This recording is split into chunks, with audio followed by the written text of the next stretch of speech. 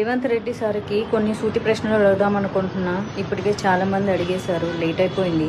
నేను కొంచెం బిజీగా ఉండడం వల్ల అడగలేకపోయినాను అనమాట. అన్నట్లు నిన్న మెదక్లో ఒక చిన్న పాపను రేప్ చేసిందంట.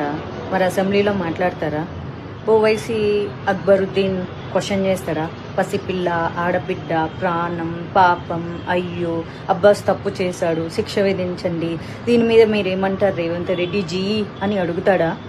అన్నట్లు కొడంగల్లో ఒక రైతు ఆత్మహత్య చేసుకొని దానికి కారణం సీఎం రేవంత్ రెడ్డి వాళ్ళ కుటుంబ సభ్యులు అని చెప్పి లేఖ రాసిపెట్టి మరీ సూసైడ్ చేసుకున్నాడంట. వాళ్ళ కుటుంబానికి 25 లక్షలు ఇచ్చిండ్రా?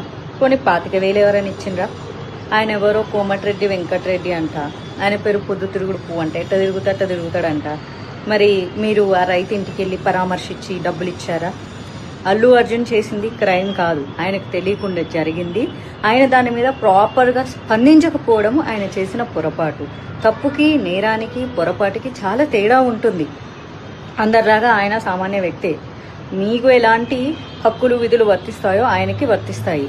జరిగిన చిన్న పొరపాటుకి సినిమా ఇండస్ట్రీ మీద ఉక్కుపాదం మోపాలి. సినిమా ఇండస్ట్రీని రేవంత్ రెడ్డి కాళ్ళ కింద పెట్టుకోవాలి.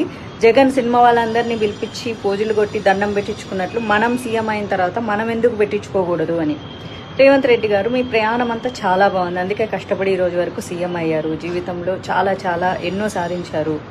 మరి ఎందుకు ఇప్పుడు ఇంత గలీజ్గా బిహేవ్ చేస్తున్నారు?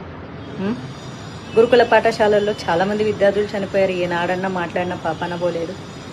అందరికీ సమానంగా స్పందించండి, ఓకేనా? డైరెక్ట్గా బాధితులకు స్పందించకుండా సినిమా వాళ్ళ మీద పెత్తనం చెలాయించడానికి ఇప్పుడు దిల్ రాజును అడ్డం పెట్టుకొని పెత్తనం చెలాయించాలని చూస్తున్నారు కదా. ఏం చేస్తారు? సినిమా వాళ్ళ బతుకులు వచ్చి మీ కాలు మొక్కుతారు. For more videos subscribe to BCN channel. గంట మర్చిపోకండి, కొట్టేసేయండి. Please subscribe BCN channel. Please subscribe BCN channel. ఇందులో మీకు కావాల్సిన అన్ని రకాల హంగులు ఉంటాయి. Hi, this is MM Sri Lanka. Please subscribe to BCN channel.